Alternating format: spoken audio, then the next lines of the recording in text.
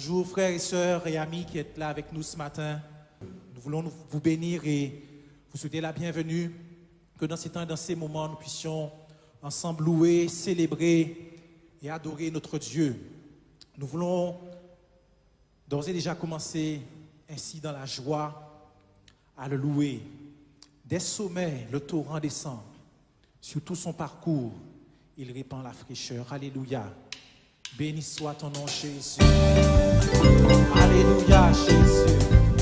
Bénissons ton nom, Seigneur. Béni soit ton nom, Jésus. Alléluia. Alléluia, Jésus. Des sommets, des sommets, des sommets, des sommets. Le torrent descend. Sur tout son parcours, il répand la fraîcheur. Dans les prairies et dans les vallées, la source déborde. Des sommets, des sommets, des sommets. Le torrent descend. Sur tout son parcours, il répand la fraîcheur.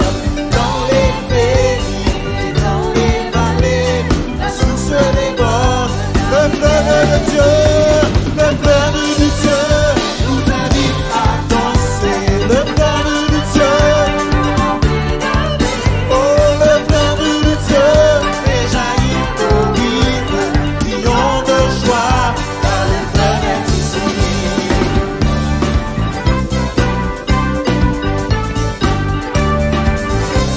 Et mon Dieu, le fleuve de Dieu, le fleuve de Dieu, bouillonne de vie.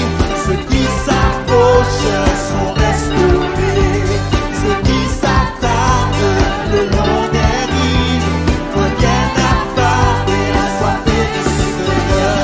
Le fleuve de Dieu, le fleuve de Dieu, alléluia. Le fleuve de Dieu,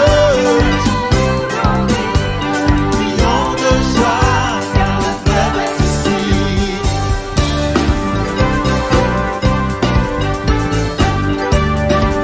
À la montagne, à la montagne, à la montagne, nous retournons trouver la présence du Seigneur.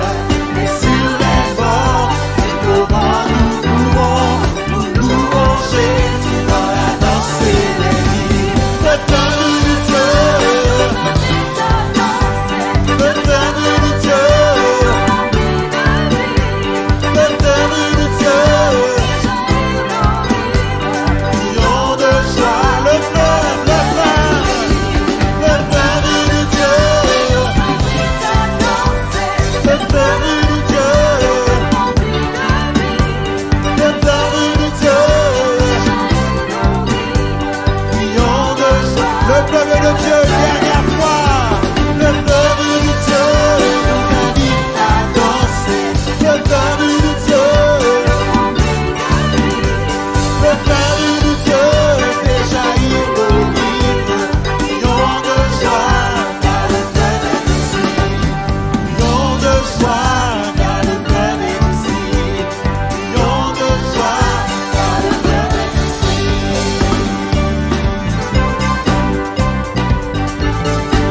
Alléluia. Gloire à toi, Jésus.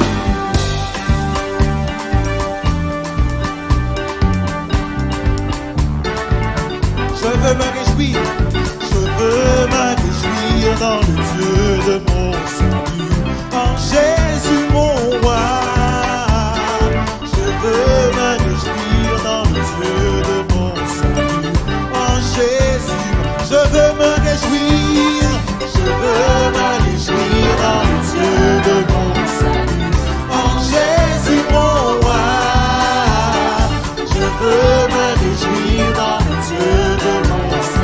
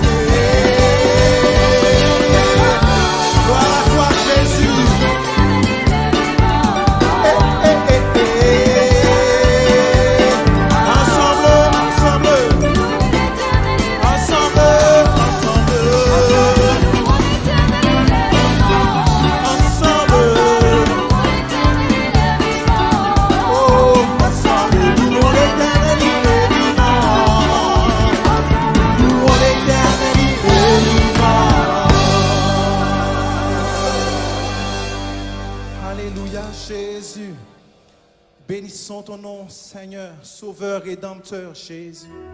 Ouvre les yeux de mon cœur, Père. Je désire te voir, alléluia. Comme pour Moïse, dont tu as détourné l'attention pour qu'il t'adore. Alléluia, Jésus, nous voulons te voir, Seigneur, te rencontrer dans le lieu secret, devant ta parole, dans la prière, Seigneur. Nous voulons nous approcher de toi, Jésus. Oh, ouvre les yeux de mon cœur, Père. Ouvre les yeux de mon cœur. Je désire te voir. Je désire te voir. Ouvre les yeux. Ouvre les yeux de mon cœur, Père. Ouvre les yeux de mon cœur.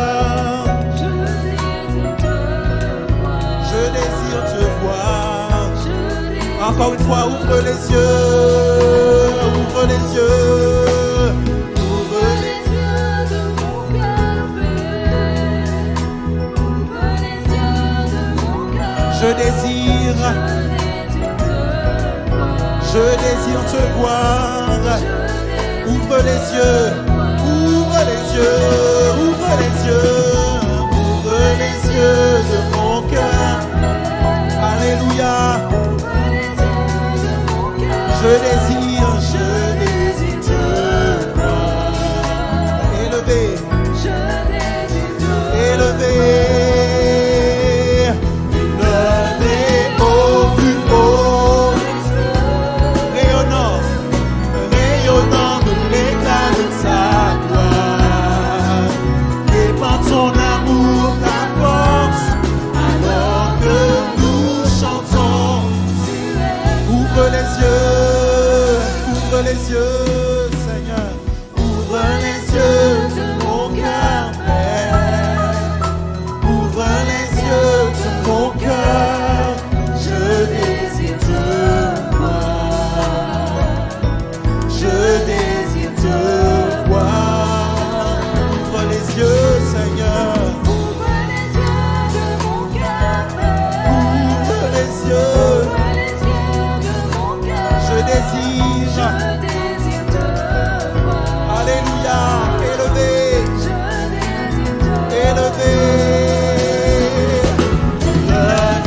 au plus haut, rayonnant, alléluia, rayonnant de l'éclat de ta gloire. Répands ton amour, ta force, Seigneur, alors que nous chantons, élevé.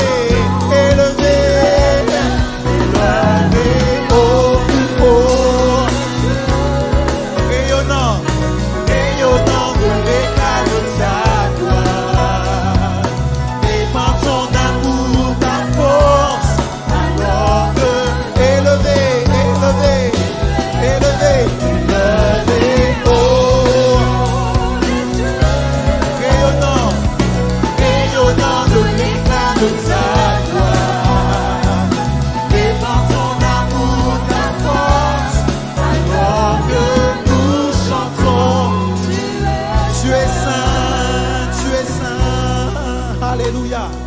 Tu es saint, tu es saint.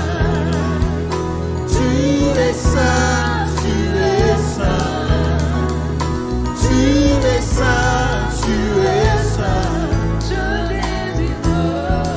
Tu es saint, tu es saint, Jésus. Tu es saint. Tu es saint, tu es saint, tu es saint. Tu es saint, une dernière fois, tu es saint. Tu es saint, tu es saint. Tu es saint, tu es saint. Tu es saint, tu es saint. Je désire te voir. Je désire te voir, je désire te voir.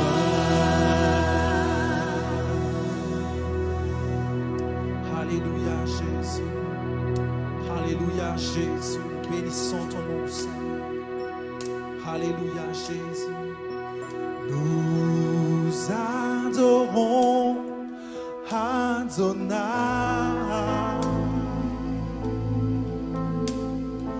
Nous adorons El Shaddai.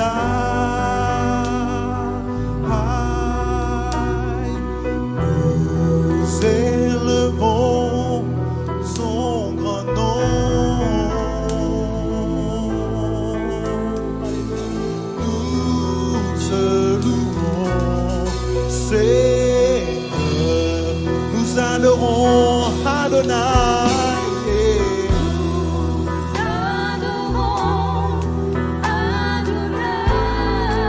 Saint tout-puissant, alléluia. Nous adorons El Shaddai, le Dieu qui nourrit et qui nous remplit de lui. Nous élevons ton nom. Nous te louons, nous te louons. D'un même cœur, d'un même cœur.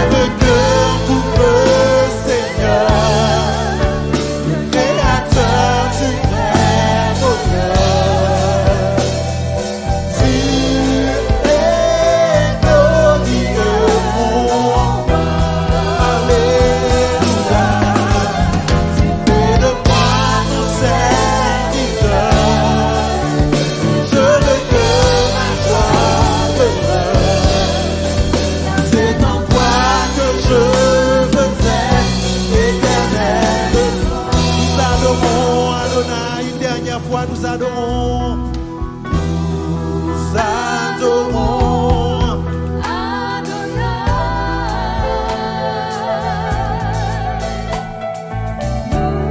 Nous adorons El Shaddai.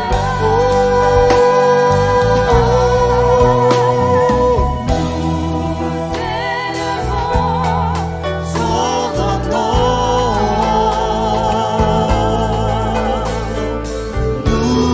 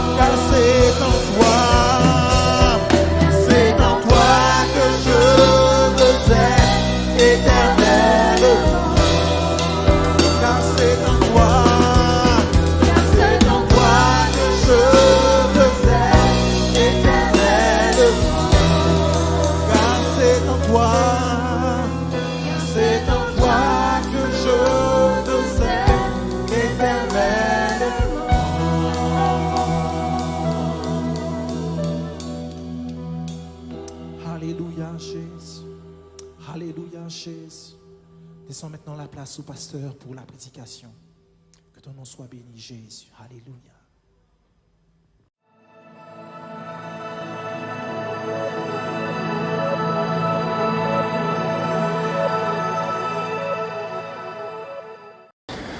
Voilà, je veux dire bonjour à tous ceux qui suivent cette émission. Vous souhaitez la bienvenue et comme on est, j'allais dire, le dernier jour de janvier, paraît-il, on peut encore souhaiter des vœux. Que Dieu, dans sa grâce, vous accompagne tout au long de cette année, que sa bénédiction soit pour vous, pour votre famille, et que vous trouviez du plaisir à lire sa parole, à la méditer et surtout à vivre ce qu'elle nous recommande. Je voudrais pour commencer prier, demander au Seigneur de nous conduire dans ces moments, de prendre toute la direction. Nous réalisons nos faiblesses et nous savons combien nous avons besoin de toute la grâce de Dieu. Père éternel, nous voici devant toi encore ce matin. Nous désirons que ton esprit prenne le contrôle de cette émission et que par ta grâce, ô Dieu, tu nous conduises. Merci pour ceux qui sont à l'écoute. Pour ceux qui ont décidé de suivre cette émission, je prie qu'une grâce particulière soit donnée à chacun et que l'espérance vivante qui est dans ce cœur du croyant, que tu nourrisses par ces paroles qu'ils vont entendre, cette espérance qui est en nous, parce que nous désirons un jour, Seigneur, te voir. Là, Seigneur Dieu, c'est notre attente. Et ce matin, je te prie de bénir ta parole. Je te prie de nous réveiller et de nous donner d'être vigilants pour que ce jour où tu as décidé de venir nous chercher, nous soyons trouvés veillants et que nous puissions vivre toutes ces promesses que ta parole, ô Dieu, nous enseigne. Béni sois-tu, que toute la gloire te revienne pour toutes choses, Père, au nom de Jésus. Amen. Voilà, chers frères, chères sœurs, vous qui suivez cette émission, je voudrais vous dire que ce matin, je voudrais entretenir l'espérance qui est en vous. Et j'ai donné comme titre à l'émission « Dans l'attente du corps glorifié », dans l'attente de la rédemption de ce corps que l'apôtre Paul appelle dans Philippiens le corps d'humiliation. Dieu a prévu des choses pour nous. Et c'est cela que je voudrais entretenir votre espérance ce matin autour de ces promesses qui sont là dans la Bible où Dieu nous dit que nous aurons un autre corps, la rédemption de notre corps, un corps glorifié. C'est vrai que nous savons que nous vivons dans un corps charnel, un corps mortel, un corps corruptible, un corps infirme. Et c'est vrai, par moments, nous gémissons, nous soupirons. Dieu ne sait-il pas toutes les souffrances par lesquelles nous passons? Oui, il le sait, parce que son Fils lui-même à la croix a connu des souffrances. Et Dieu, qui connaît son Fils, nous connaît aussi et sait ce dont nous avons besoin. C'est pourquoi il nous a préparé vraiment un corps tout à fait différent de ce corps dans lequel nous vivons maintenant. Et c'est sur ce sujet que je me propose de vous entretenir ce matin. Nous allons, pour commencer, faire une lecture dans la deuxième épître de Paul aux Corinthiens, au chapitre 5, et nous allons lire du verset 1er au verset 10. 2 Corinthiens, chapitre 5, verset 1er au verset 10. Nous savons, en effet, que si cette tente où nous habitons sur la terre est détruite, nous avons dans le ciel un édifice qui est l'ouvrage de Dieu, une demeure éternelle qui n'a pas été faite de main d'homme. Aussi, nous gémissons dans cette tente, désirant revêtir notre domicile céleste, si du moins nous sommes trouvés vêtus et non pas nus. Car, tandis que nous sommes dans cette tente, nous gémissons, accablés, parce que nous voulons non pas nous dépouiller, mais nous revêtir, afin que ce qui est mortel soit englouti par la vie. Et celui qui nous a formés pour cela, c'est Dieu, qui nous a donné les arts de l'esprit. Nous sommes donc toujours pleins de confiance, et nous savons qu'en demeurant dans ce corps, nous demeurons loin du Seigneur, car nous marchons par la foi et non par la vue. Nous sommes pleins de confiance et nous aimons mieux quitter ce corps et demeurer auprès du Seigneur. C'est pour cela aussi que nous nous efforçons de lui être agréables, soit que nous demeurions dans ce corps, soit que nous le quittions. Car il nous faut tous comparaître devant le tribunal de Christ, afin que chacun reçoive selon le bien ou le mal qu'il aura fait, étant dans son corps. Amen.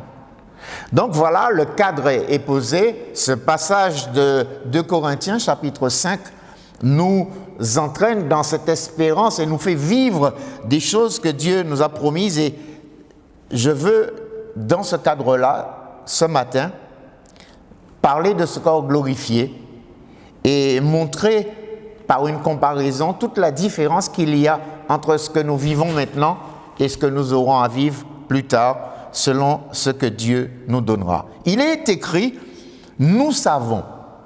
Et quand Paul dit « nous savons », il ne parle pas d'un raisonnement intellectuel, d'un cours biblique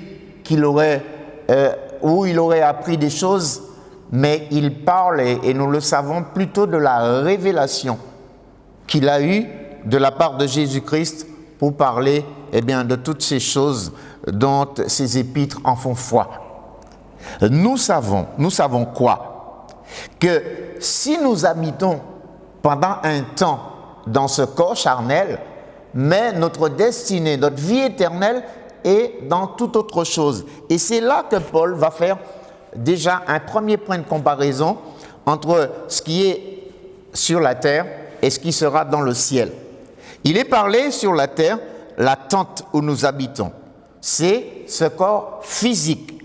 Et Paul oppose à cette tente, à ce corps physique, il parle d'un édifice, au verset 1er, qui est l'ouvrage de Dieu, une demeure éternelle qui n'a pas été faite de main d'homme. Nous rentrons déjà dans la comparaison que ce que nous voyons maintenant n'a rien à voir avec ce que nous serons demain. Et tout ce passage est là pour illustrer cette vie de souffrance, de gémissement actuel avec des choses glorieuses que le Seigneur a préparées pour nous. Nous serons dans un édifice, nous serons l'ouvrage de Dieu et là, chacun comprend que Dieu a prévu une demeure éternelle pour nous.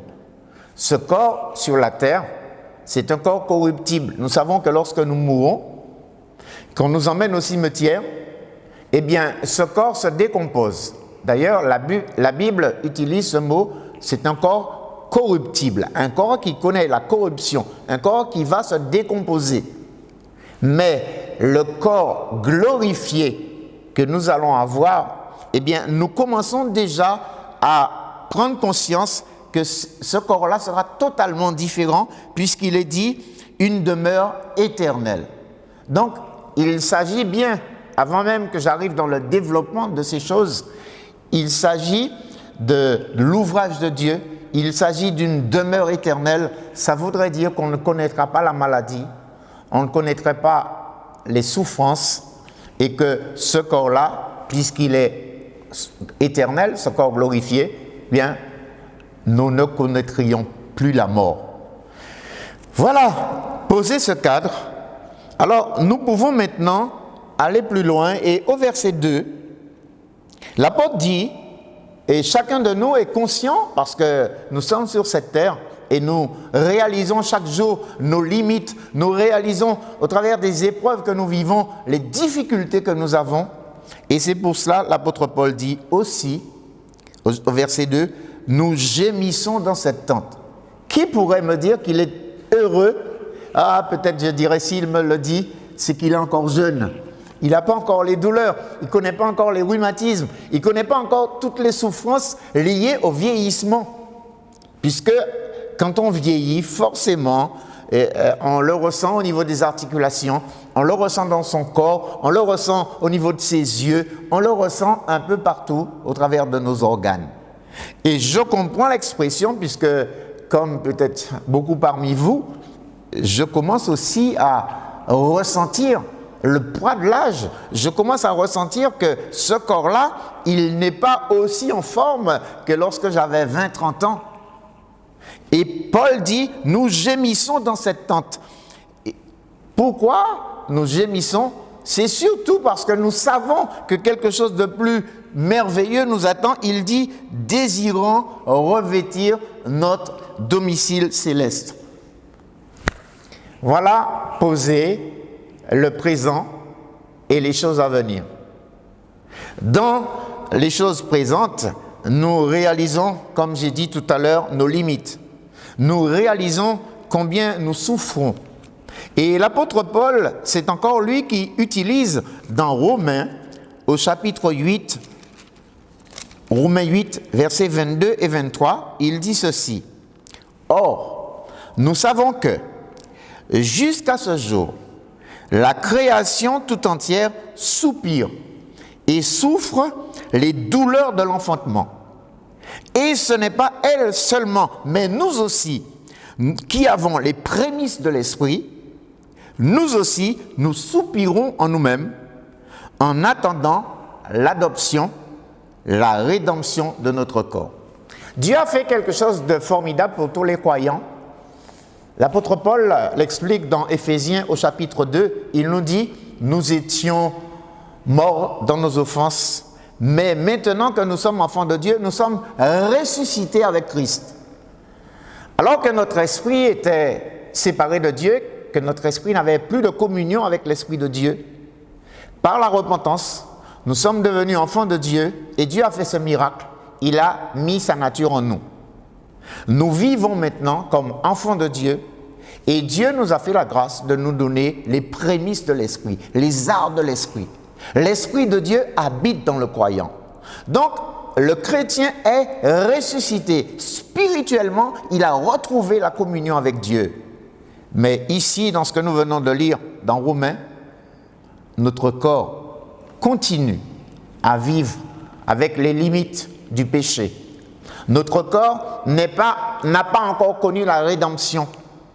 Notre corps subit encore toutes ces conséquences du péché. Et c'est pourquoi, comme je l'ai dit tout à l'heure, que l'apôtre Paul, toujours dans cette espérance qui l'anime, il dit ceci dans Philippiens, il dit dans Philippiens 3, verset 20, « Mais notre cité à nous est dans les cieux, d'où nous attendons aussi comme sauveur le Seigneur Jésus-Christ, qui transformera le corps de notre humiliation. » Et ce mot est bien placé. « Qui transformera le corps de notre humiliation en le rendant semblable au corps de sa gloire par le pouvoir qu'il a de s'assujettir toutes choses. » Nous comprenons, et si nous avions un peu de mal, la vie présente est là pour nous rappeler les choses. Nous comprenons pourquoi il y a autant de soupirs, autant de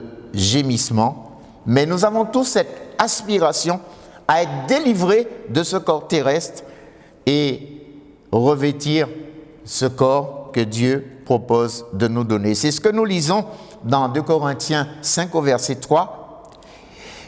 Aussi, nous gémissons dans cette tente, désirant revêtir notre domicile céleste, si du moins nous sommes trouvés vêtus et non pas nus. Ce verset 3 introduit la condition pour revêtir ce corps que Dieu nous prépare, ce corps glorifié. Ce verset 3 nous dit « Si du moins nous sommes trouvés vêtus et non pas nus ». Je voudrais dire à toute personne qui écoute ces paroles qu'il faudrait les prendre sur le plan spirituel. Il ne faut pas s'arrêter. La Bible est un livre pour nous parler des choses de Dieu et nous sommes donc sur un plan spirituel. Quand il est dit que nous soyons trouvés vêtus et non pas nus, nous comprenons qu'il ne s'agit pas de ce vêtement, cette chemise, ce pantalon que nous avons sur le corps, mais il est plutôt parlé de choses spirituelles. Et cela, je voudrais vous le faire admettre. Quand Adam et Ève ont péché dans le jardin d'Éden, alors qu'ils étaient dans la gloire de Dieu et que tout se passait bien, la Bible nous dit dans le livre de la Genèse, au chapitre 3, le verset 7, Genèse 3, verset 7, « Les yeux de l'un et de l'autre s'ouvrirent, ils connurent qu'ils étaient nus. Et ayant cousu des feuilles de figuier, ils s'en firent des ceintures. » La nudité dont il est question ici, c'est que le péché a séparé Adam et Ève de la présence de Dieu. Ils ont perdu la gloire de Dieu. Alors que Dieu venait dans le jardin communier avec eux, eh bien, cette communion est brisée. Et qu'est-ce qui a brisé cette communion? Eh bien, c'est la désobéissance, le péché. Donc, celui qui est nu, c'est celui qui est séparé de Dieu, celui qui a perdu la communion, celui qui, à cause de son péché, s'est éloigné de Dieu. Ils reconnurent qu'ils étaient nus, qu'ils étaient privés de la gloire de Dieu. Nous sommes dans un terrain spirituel. D'ailleurs, Ésaïe, dans son chapitre 61, au verset 10, il nous dit ceci. Ésaïe 61, verset 10. « Je me réjouirai en l'Éternel, mon âme sera ravie d'allégresse en mon Dieu, car il m'a revêtu des vêtements du salut, il m'a couvert du manteau de la délivrance, comme le fiancé sort d'un diadème, comme la fiancée se pare de ses joyaux. Il m'a revêtu des vêtements du salut. » L'on comprend qu'il s'agit bien de vêtements spirituels. Et pour être revêtu de ces vêtements spirituels, il faut que l'on soit passé par la repentance. Il faut que Jésus, le Fils de Dieu, soit notre Sauveur. C'est lui qui nous revêt de ces vêtements. C'est lui qui, à la croix, a vaincu celui qui nous a dépouillés. La Bible nous montre bien que le serpent, en venant séduire Ève, l'a dépouillé de la gloire de Dieu. Et nous pouvons être revêtus de cette gloire. Nous pouvons être revêtus des vêtements du salut lorsque nous reconnaissons que Christ est venu justement pour réparer ce que le diable a causé dans l'humanité. Alors il est parlé des vêtements du salut, mais il est parlé du manteau de la délivrance. Donc voici les habits spirituels. Quand nous relisons donc 2 Corinthiens 5, nous retournons dans cette lecture, 2 Corinthiens 5, verset 3, « Si du moins nous sommes trouvés vêtus et non pas nus. » Nous savons que dans les évangiles, Jésus fait allusion à un festin. Et là, il dit qu'il y avait beaucoup d'invités, mais que le maître va regarder et va voir quelqu'un qui n'avait pas revêtu les vêtements de noces. Là encore, on ne s'imagine pas qu'il s'agit d'une cravate, d'un veston et autre chose, mais qu'il s'agit bien, pour être dans la présence de Dieu, il s'agit bien que nous soyons couverts par le sacrifice de Jésus, que nous ayons compris la signification de ce sacrifice et comprendre que Christ, par cet acte de justice, en mourant sur la croix, lui juste pour les pécheurs, eh bien, il permet à tous les hommes qui croient en lui d'être justifiés. C'est de cela qu'il s'agit. Et nous avons donc besoin de comprendre l'importance de la parole. Dieu pose toujours des conditions pour que nous puissions vivre les promesses. D'ailleurs, concernant la vie éternelle, et c'est le verset que chacun connaît, c'est le plus récité de la Bible, Jean 3, verset 16, « Dieu a tant aimé le monde qu'il a donné son Fils unique afin que quiconque croit en lui, il y a là encore la condition, quiconque croit en lui ait la vie éternelle. » Eh bien, on comprend bien que Dieu a donné à l'humanité des promesses qui sont accessibles pour tous les hommes, mais Dieu a mis des conditions. Ici, nous avons compris, puisqu'il nous est dit, si du moins nous sommes trouvés vêtus et non nus, nous comprenons bien que Dieu voudrait que l'on ait fait surtout le premier pas de la vie chrétienne, c'est-à-dire la repentance. Que nous puissions réaliser que jusqu'alors, notre vie a offensé Dieu et que nous pouvons obtenir le pardon en Jésus-Christ, celui qui à la croix a donné sa vie pour nous. Quand nous poursuivons au verset 4, la Bible nous dit « Car tandis que nous sommes dans cette tente, nous gémissons, accablés, parce que nous voulons non pas nous dépouiller, mais nous revêtir, afin que ce qui est mortel soit englouti par la vie. » l'on peut comprendre le fond de la pensée de l'apôtre Paul. C'est aussi notre pensée. Chacun aurait aimé que le retour de Christ se fasse alors que nous sommes dans cette tente, dans cette chair, dans ce corps qui nous fait tant souffrir. Et combien on désirait, on priait Dieu. Et lui ont dit, mais quand est-ce que tu envoies ton fils nous chercher? C'est certainement beaucoup plus réjouissant de passer dans cette promesse, de voir cette promesse s'accomplir, que Dieu a promis de nous revêtir, de nous donner un corps glorifié. Et ici, Paul montre bien que même lui aussi, alors qu'il a connu des révélations extraordinaires de la part de Jésus-Christ, il nous dit qu'il lui est préférable de quitter ce corps. Et on le reverra encore tout au long de cette lecture. Car tandis que nous sommes dans cette tente, nous gémissons accablés parce que nous voulons non pas nous dépouiller, mais nous revêtir, afin que ce qui est mortel soit englouti par la vie. Et nous comprenons pourquoi. Et là, je voudrais m'arrêter un peu pour quelqu'un qui n'aurait pas encore lu ce dont il s'agit quand on parle de revêtir ce corps glorifié.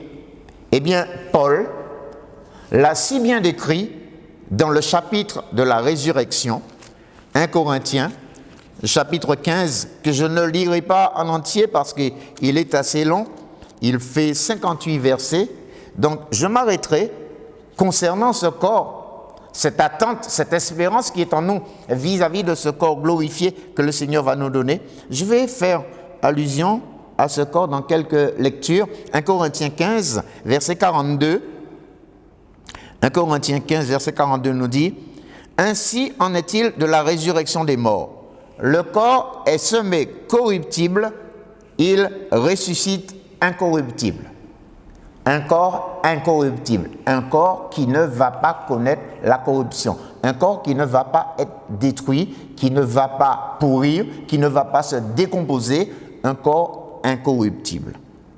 Au verset 43, il est dit « Il est semé méprisable, il ressuscite glorieux. » On comprend bien nos limites, nos infirmités. Certaines personnes naissent même avec des maladies. On appelle certaines maladies des maladies génétiques. On est avec des infirmités. Le corps est méprisable, mais le corps que Dieu va nous donner à la résurrection, ce corps-là, c'est un corps, on l'a lu, glorieux. Il est semé infirme, il ressuscite plein de force. Seigneur, tu nous fais vraiment soupirer après toutes ces choses que tu nous promets. Et certainement tu comprends, non pas que nous désirons mourir, comme si la vie n'avait aucun sens pour nous, mais devant toutes ces choses que tu nous promets, devant ces réalités qui sont là, et pour lesquelles nous souhaitons un jour te voir venir nous chercher, Père, je sais que tu comprends pourquoi tes enfants te disent « À quand le retour de Jésus ?» Oui, la Bible nous enseigne qu'il revient bientôt. Mais ce bientôt pour nous n'est pas ton bientôt. Car devant toi, 1000 ans, c'est comme un jour. Mais tu nous connais dans nos souffrances. Tu nous connais dans les épreuves de la vie. Et tu sais pourquoi, par moments, nous soupirons après toi. Nous prions que Jésus revienne bientôt. Maranatha. Ah, nous aurions aimé le voir. Comme cela, nous serions débarrassés de bien de soucis. Et quand tu nous parles de ce corps qui est glorieux, ce corps qui est incorruptible, et tu continues, tu nous dis un corps plein de force. Au verset 44, il est dit, le corps va ressusciter spirituel. Seigneur, tu comprends chaque jour pourquoi, dans les limites de notre corps, nous sommes dans cette espérance, dans cette attente de voir que tu nous donneras cette demeure éternelle que toi tu dis avoir préparée pour nous. Et nous réalisons, puisque ta parole est certaine, quand nous revenons dans 2 Corinthiens 5, verset 5, tu nous dis « Et celui qui nous a formés pour cela, c'est Dieu. » Celui qui nous a formés pour cela, c'est Dieu qui nous a donné les arts de l'esprit. Et là, tu veux consoler nos cœurs. Tu veux nous dire que si cela n'était pas, ben, tu nous l'aurais dit. Et puisque tu nous donnes les arts de l'esprit, puisque nous avons les prémices du Saint-Esprit, c'est que tu ne vas pas changer. Ta promesse, elle est certaine. Elle s'accomplira. Et ce que nous voulons te dire ce matin, devant ta parole, en la lisant, en la méditant, c'est que tu augmentes notre foi. C'est que tu nous donnes la force d'espérer, de persévérer. Parce que celui qui dit ces choses, il ne ment point. C'est Dieu, c'est lui qui nous a formés pour cela. Et nous savons que la promesse de Dieu, elle est certaine. Quand nous lisons la Bible et quand nous voyons Dieu faire des promesses à des hommes, je prends l'exemple d'Abraham. Dieu dit à Abraham, je donnerai ce pays à ta postérité. J'ai fait des calculs dernièrement pour mesurer entre le moment, l'année où Dieu a dit à Abraham qu'il donnera ce pays à sa postérité et l'heure où Josué a conquis Canaan. J'ai trouvé, si je n'ai pas fait trop d'erreurs, 692 ans. J'ai pris le temps de calculer, de chercher, de rassembler les versets pour bien voir combien de temps cela a duré.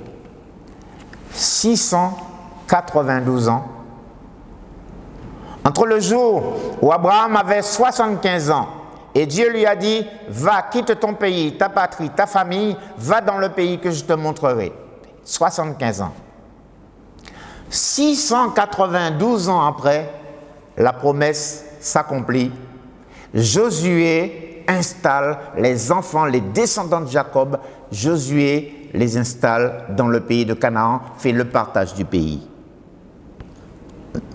On aurait pu dire, oh c'est long, Abraham n'a pas vu ces choses, Jacob les a pas vues, Isaac les a pas vues, et on pourrait continuer encore.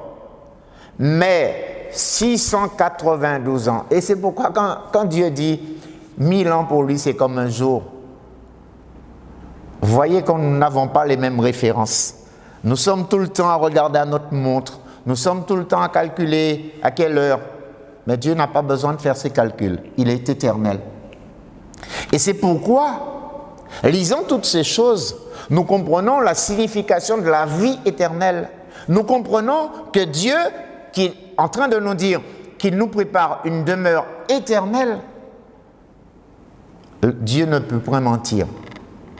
Et c'est pour tout cela que cette espérance est aussi forte dans le croyant, parce que sa foi est basée sur la parole de Dieu. Et cette parole, elle est certaine. Vraiment, je voudrais dire à quelqu'un qui voudrait attenter à sa vie, quelqu'un qui serait en train de souffrir et qui se dirait « Mais non, c'est trop compliqué pour moi », je voudrais te dire, mon frère, ma sœur, cette espérance que tu as, garde-la, chéris-la, sois persévérant, parce que Dieu pourvoira. Ce qu'il a dit, il le fera. Sa promesse est certaine, donc attends-toi à lui, car sa promesse s'accomplira, elle s'accomplira certainement. Alors nous poursuivons et nous lisons dans 2 Corinthiens, chapitre 5, les versets 6 à 8. La Bible nous dit ceci, « Nous sommes donc toujours pleins de confiance. Et nous savons qu'en demeurant dans ce corps, nous demeurons loin du Seigneur, car nous marchons par la foi et non par la vue. Nous sommes pleins de confiance et nous aimons mieux quitter ce corps et demeurer auprès du Seigneur. » Et là encore, nous tombons à nouveau dans une comparaison, comme nous l'avions fait au verset 1er, nous tombons dans une comparaison entre ce qui se passe sur la terre et ce qui sera dans le ciel. Nous avons la préférence de l'apôtre Paul. Encore, je le répète, il aurait préféré, être dans ce corps glorifié. Alors, tout à l'heure, j'ai fait allusion à Philippiens, j'étais au chapitre 3, mais je vais vous lire Philippiens, chapitre 1er, versets 21 à 23. Philippiens, chapitre 1er, verset 21. Paul dit, « Car Christ est ma vie, et la mort m'est un gain. Mais s'il est utile pour mon œuvre que je vive dans la chair, je ne saurais dire ce que je dois préférer. Je suis pressé des deux côtés. J'ai le désir de m'en aller et d'être avec Christ, ce qui de beaucoup est le meilleur. » Mais il continue et dit au verset 24, « Mais à cause de vous, il est plus nécessaire que je demeure dans la chair. » Voyez bien ce dilemme dans le cœur de l'apôtre. Lui qui a compris, lui qui a reçu toutes ces révélations sur le corps céleste que nous allons avoir, vous comprenez que c'est sans hésiter qu'il peut affirmer sa préférence, et nous aussi nous le faisons. Nous aurions tellement aimé connaître, vivre dans ce corps glorifié, être de la résurrection, de manière à ce que nous soyons dépouillés de ce corps et que nous puissions revêtir ce corps glorifié. Et c'est de là la préférence de, j'allais dire, j'espère que je ne me trompe pas, de tous les chrétiens. Qui me dirait qu'il préfère rester dans cette tente? Parce que les choses que Dieu nous promet sont vraiment à ne pas comparer à ce que nous vivons maintenant. Et là, on réalise que l'apôtre mène encore cette comparaison entre ce qui est terrestre et ce qui est céleste. Il dit, sur la terre, nous sommes dans ce corps, et nous le comprenons. Mais dans le ciel, nous serons dans le corps glorifié. Déjà, un premier point de comparaison que nous avons vu et donc sur lequel je ne vais pas m'étendre. Le deuxième point de comparaison qui est quand même intéressant, il nous dit que sur la terre, nous avons la fin du verset 6, nous sommes loin du Seigneur. Il faut voir là la limite géographique. Nous ne sommes pas dans le ciel, nous sommes sur la terre. Ça ne veut pas dire que Dieu n'habite pas en nous.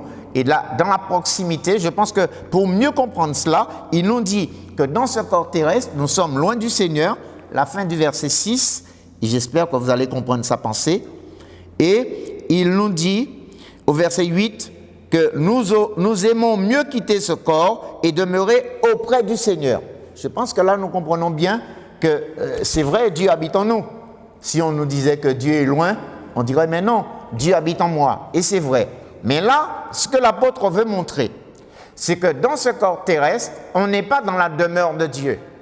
Tandis que quand nous aurons ce corps céleste, eh bien, nous serons auprès du Seigneur. Je voudrais rappeler ce que Jésus a dit dans Jean, au chapitre 14. Il a dit, « Je vais vous préparer une place. » Quand il aura préparé la place, il nous dit, « Je reviendrai.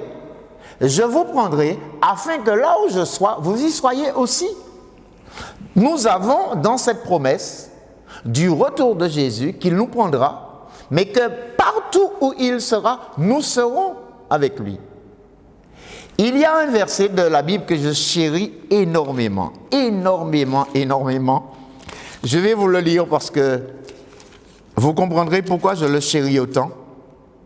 C'est Apocalypse, chapitre 22, verset 3. Nous sommes dans la nouvelle terre, les nouveaux cieux. Dieu a fait toutes choses nouvelles. Nous sommes dans l'éternité. Quand nous lisons Apocalypse 21 et 22, Dieu a rétabli maintenant toutes choses. Les choses anciennes sont passées. Et là, nous rentrons dans l'état éternel. Et dans Apocalypse, chapitre 22, verset 3, il est dit ceci. Il n'y aura plus d'anathème. Le trône de Dieu et de l'agneau sera dans la ville. Ses serviteurs le serviront, ça c'est bien, et c'est ce qui vient après, et verront sa face. Ses serviteurs verront sa face. Nous serons, alors permettez-moi ce mot, je pense que vous comprenez, nous serons physiquement dans la présence du Seigneur. Là, j'allais dire, nous sommes spirituellement, je ne le vois pas, mais je sais qu'il est en moi. Là, c'est un acte de foi, c'est spirituel. Mais quand j'aurai le corps glorifié, quand je serai transformé dans la gloire du Fils de Dieu, eh bien, je serai partout avec le Fils de Dieu. Je verrai Dieu face à face. Quand j'ai lu dans Exode, chapitre 33, Moïse demande à Dieu de voir sa gloire. Et Dieu lui dit, tu ne peux pas voir ma face. L'homme ne peut voir ma face et vivre. Mais dans ce corps terrestre, dans ce corps charnel, dans ce corps méprisable, dans ce corps infirme, eh bien, nous ne pouvons pas voir Dieu. Mais quand Dieu nous fera habiter dans le corps glorifié, dans cette demeure céleste, eh bien, la Bible nous dit, dans Apocalypse, nous venons de le lire, nous verrons sa face. C'est pourquoi, quand je reviens à 2 Corinthiens 5, au verset 6, et là j'espère qu'il y a plus de clarté pour vous, 2 Corinthiens 5, verset 6, il est dit, quand nous sommes dans ce corps, nous demeurons loin du Seigneur. Il est dit au verset 8, nous aimons mieux quitter ce corps et demeurer auprès du Seigneur. Donc là maintenant, je pense que dans le cœur de chacun, la compréhension est là pour que nous puissions réaliser pourquoi l'apôtre a cette préférence, et je crois que chacun de nous, nous l'avons, de vouloir revêtir ce corps céleste que Dieu a promis de nous donner. Et puis, dernier point de comparaison, sur la terre, il est dit que nous marchons par la foi, le verset 7, car nous marchons par la foi. Alors que lorsque nous aurons revêtu le corps glorifié, nous marcherons par la vue, nous verrons le Seigneur. Et j'aime bien 1 Corinthiens 13, verset 13, que je voudrais vous lire, parce qu'il nous révèle vraiment beaucoup de choses. 1 Corinthiens 13, verset 13, nous dit « Maintenant donc, ces trois choses demeurent, la foi, l'espérance et l'amour.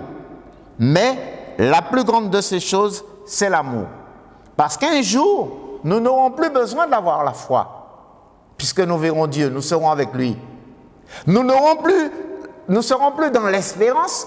Qu'est-ce que nous allons espérer, puisque nous serons dans ce corps glorifié? Si ces deux choses vont disparaître un temps, la foi et l'espérance, mais il y a quelque chose d'éternel, c'est l'amour, parce que Dieu est amour. Et je comprends pourquoi nous marcherons non plus par la foi, nous marcherons par la vue. Nous serons dans la présence du Seigneur. Et cette comparaison que Paul fait donc dans 2 Corinthiens 5, versets 6 à 8, nous montre vraiment l'étendue des privilèges que nous aurons comme enfants de Dieu. N'oubliez pas le titre de l'émission, « Dans l'attente du corps glorifié ». Cette espérance qui est en nous, je veux l'entretenir ce matin. Mon frère, ma soeur, je veux entretenir l'espérance que Dieu a mis en toi. Pour l'instant, nous vivons dans cette espérance. Et nous sommes appelés à persévérer dans la foi. Nous sommes appelés à marcher, quelles que soient les épreuves, à rester fidèles au Seigneur, à rester attachés au Seigneur. Et quand nous réalisons, un jour, nous n'aurons plus d'épreuves. Nous n'aurons plus ces difficultés que nous connaissons sur la terre. Nous marcherons non par la foi, mais par la vue, parce que nos problèmes seront résolus. Que Dieu aide maintenant chacun de nous à comprendre les choses. Et si l'apôtre Paul nous a dit dans Philippiens, que j'ai lu au chapitre 1er, versets 21 à 23, qu'il désirait, qu'il préférait déjà être dans ce corps glorifié, il nous a bien dit, c'est là l'équilibre de la parole, mais pour vous, il est nécessaire que je reste dans cette tente. Et nous comprenons qu'il n'était pas prêt à abandonner, il n'était pas prêt à arrêter sa vie, tant que le Seigneur lui permettait de continuer le service. Toi, serviteur de Dieu, tant que le Seigneur te permet de continuer le service, tu dois t'atteler à plaire à ton Dieu. L'apôtre n'est pas un athlète qui abandonne. S'il veut gagner la course, il doit persévérer, il doit s'entraîner, il doit s'imposer toute espèce d'abstinence. Et l'on comprend pourquoi, dans la dernière épître qu'il a écrite de Timothée, il nous dit ceci: j'ai achevé la course, j'ai gardé la foi. J'ai achevé la course, j'ai gardé la foi jusqu'au bout. Et c'est ce que je voudrais dire, c'est cette espérance, cette persévérance qui doit nous animer. Oui, nous sommes pressés de quitter ce corps, mais pas une initiative qui viendrait de nous. C'est Dieu qui déciderait de nous appeler si ce n'est pas encore le temps du retour de son Fils. Alors en allant plus loin, au verset 9, il dit « C'est pour cela aussi que nous nous efforçons de lui être agréables, soit que nous demeurions dans ce corps, soit que nous le quittions. » Il y a constamment chez l'apôtre Paul ce désir de plaire à Dieu. Et j'espère que chacun de nous, nous avons au fond de nous ce même désir. Ce fut un temps, nous cherchions à plaire aux hommes. Quelqu'un pourrait même me dire, j'ai tout fait pour mon parti, j'ai tout fait pour mon syndicat, j'ai tout fait pour les jeunes, j'ai tout fait pour, je ne sais, et tu pourrais ajouter, mais aujourd'hui, tu devrais avoir au fond de ton cœur ce désir de plaire au Seigneur. Et Paul veut nous montrer jusqu'où va son désir.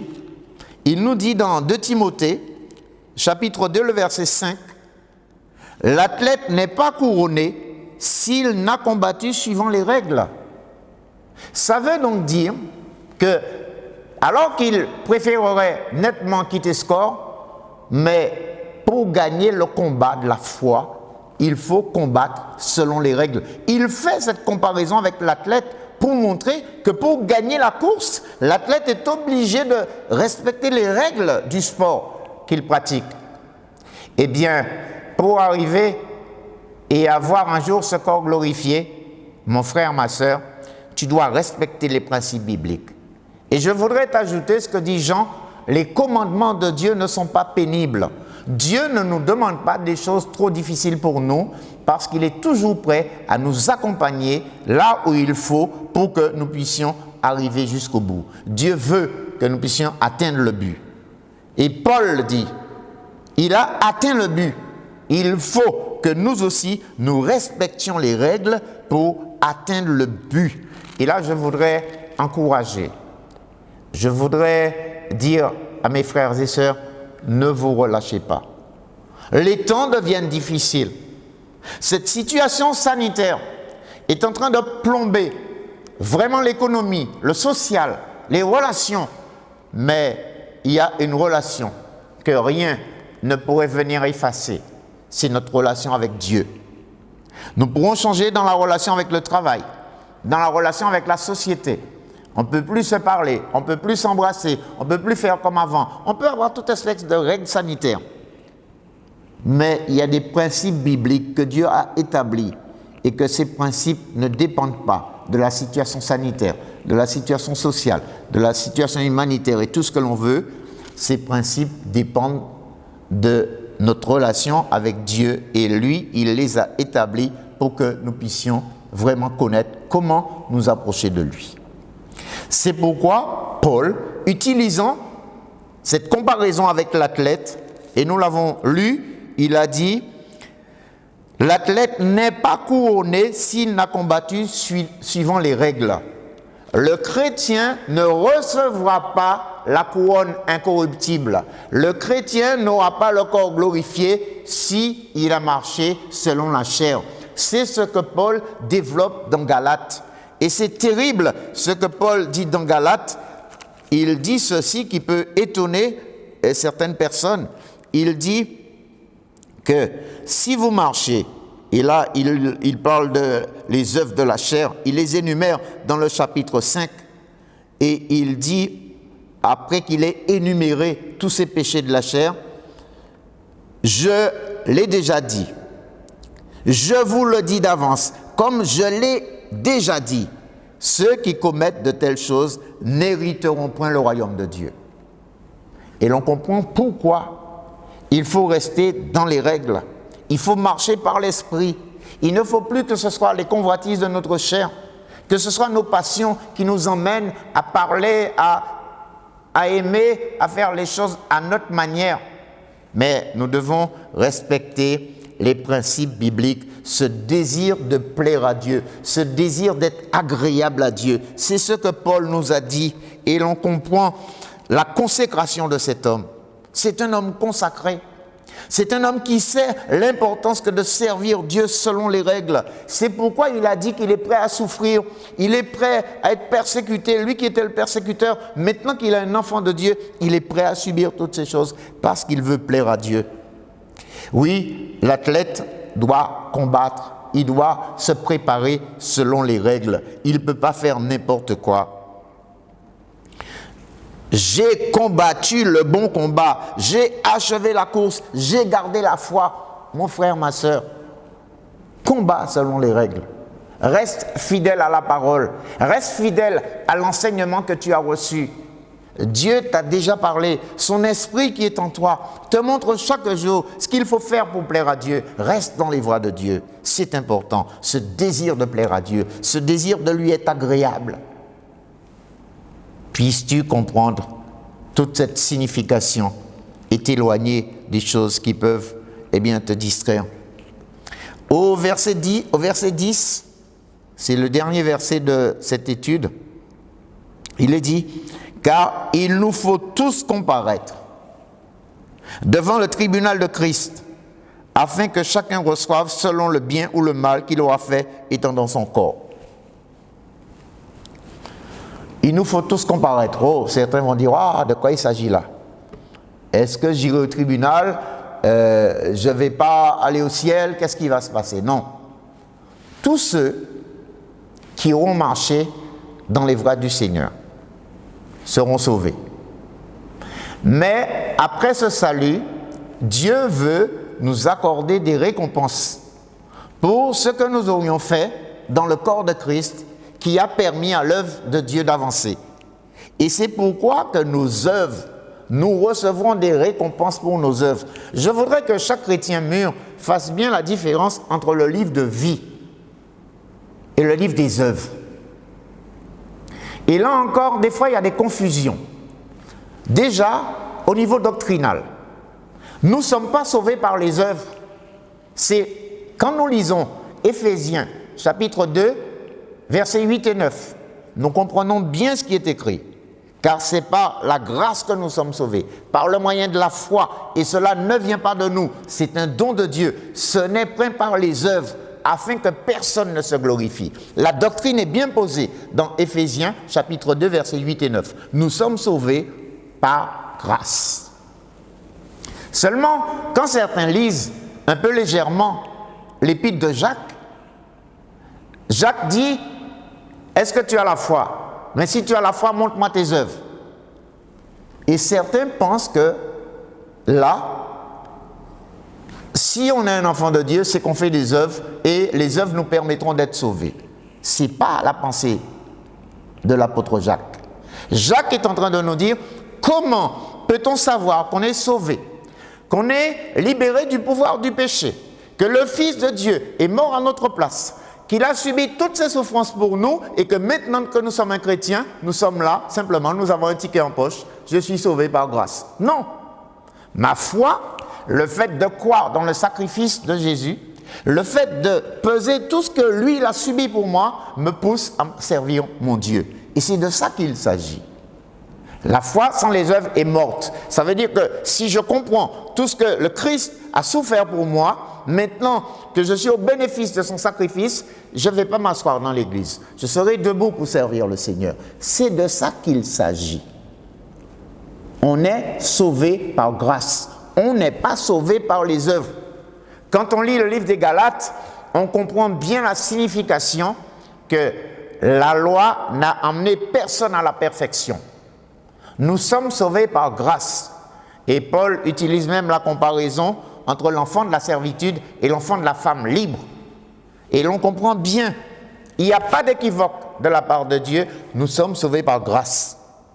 Ici, quand nous parlons du tribunal de Christ, il est bien question, pour ceux qui sont sauvés, qu'ils recevront une récompense en fonction des œuvres qu'ils auront faites pour Dieu. La manière, quand on lit 1 Corinthiens 3, on voit que nous sommes ouvriers avec Dieu.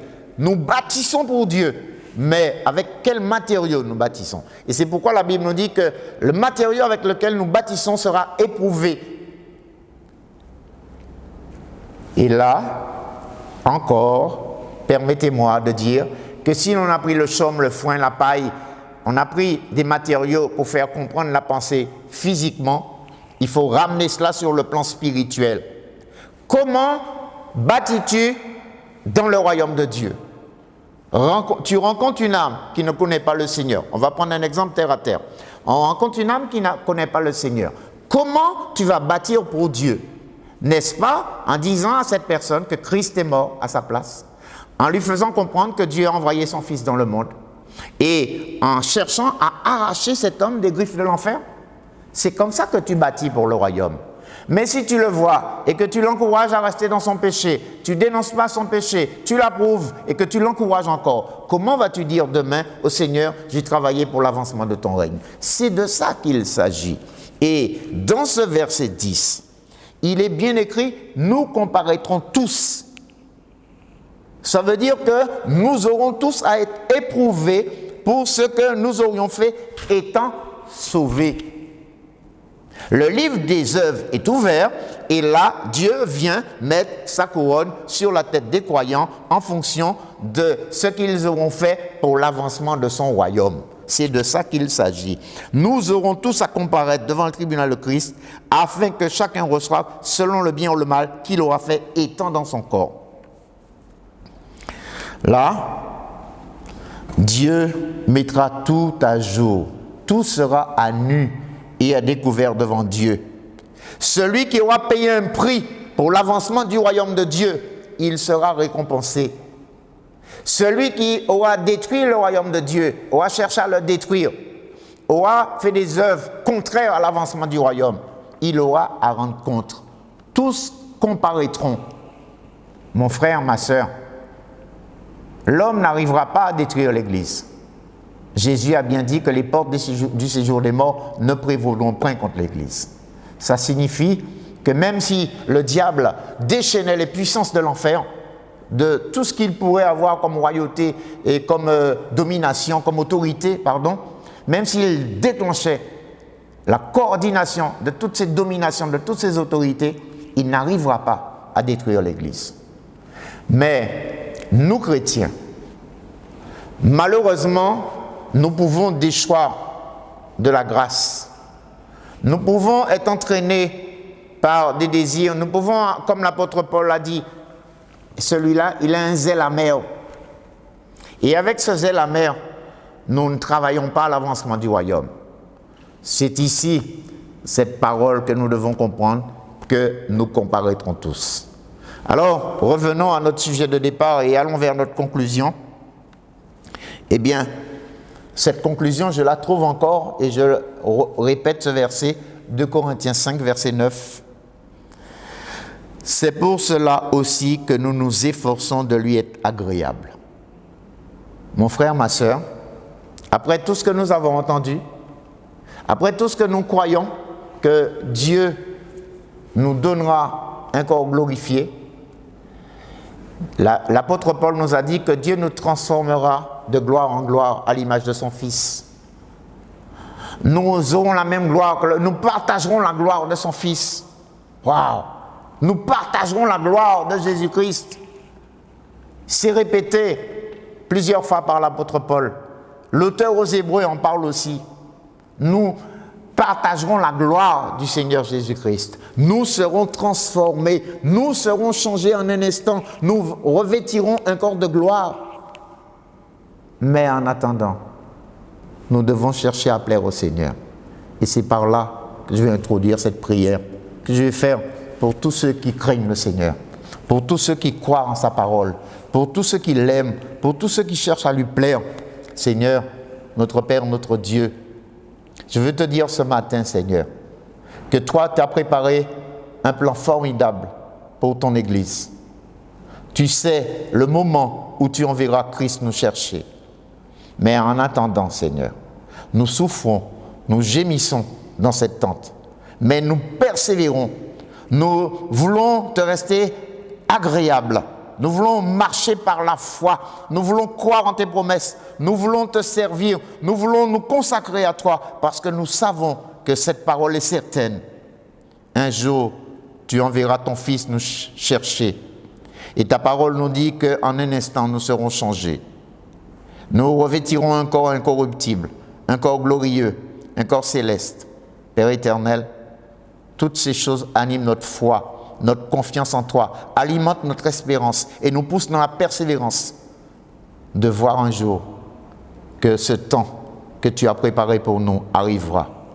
Alors, nous voulons, Seigneur Dieu, vivre ces choses. Nous voulons un jour nous attendre à ce que nous verrons ta face.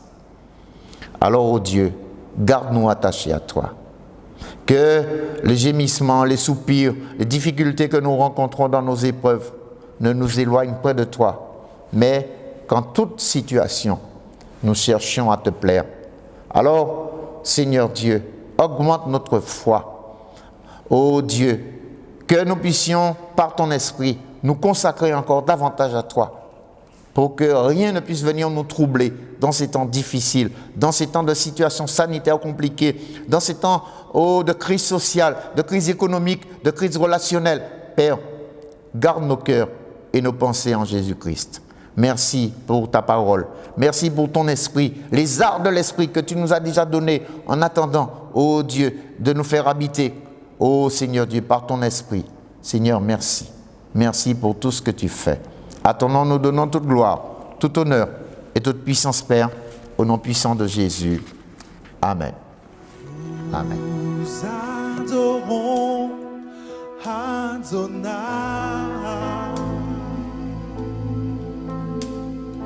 Nous adorons El Shaddai.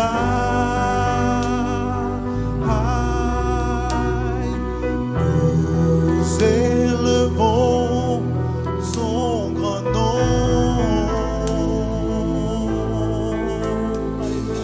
Nous te louons, Seigneur. Nous adorons Adonai.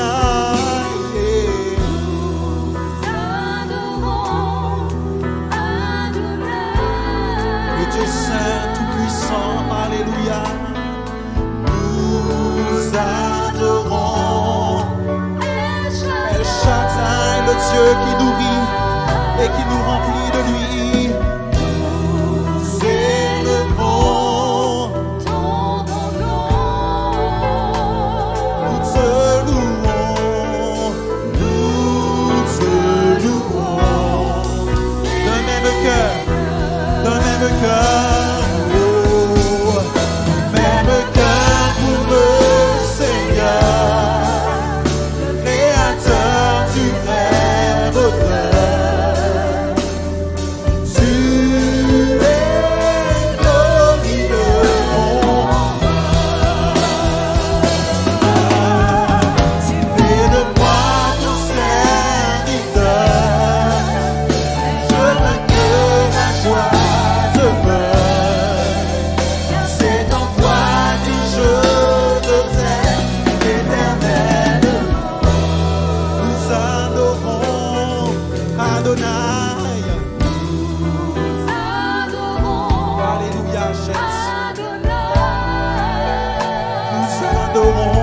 Shaddai, nous adorons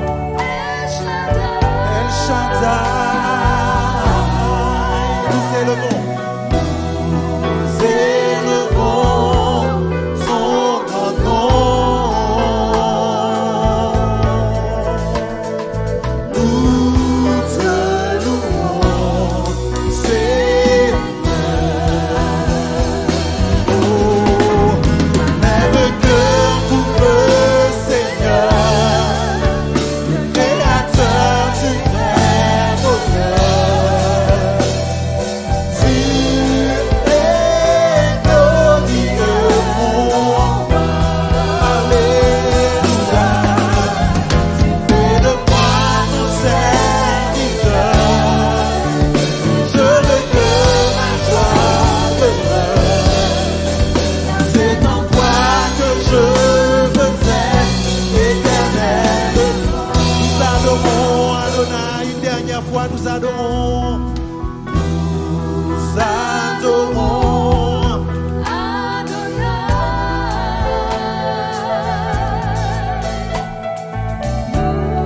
Nous adorons.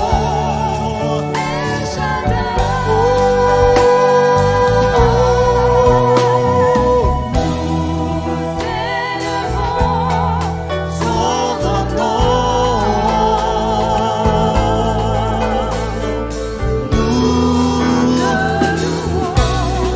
C'est même cœur pour le Seigneur, le Créateur du vrai auteur. Tu es glorieux, mon roi. Oh, tu fais de moi ton serviteur.